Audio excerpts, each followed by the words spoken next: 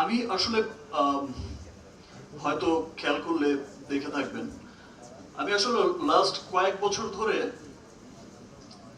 নিজেকেই নিজে ভাঙতে চাই।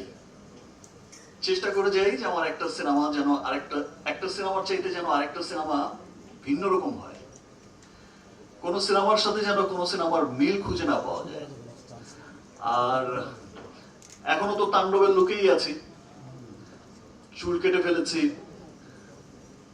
বারবার গিয়ে এই ট্রিম করতে হচ্ছে।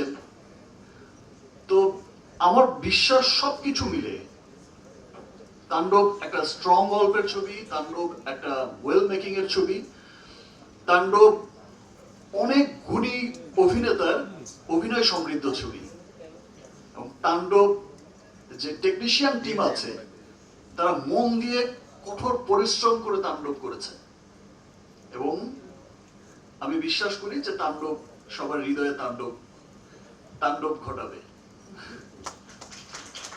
আমি সুমন সুমি বলছিলাম ৭১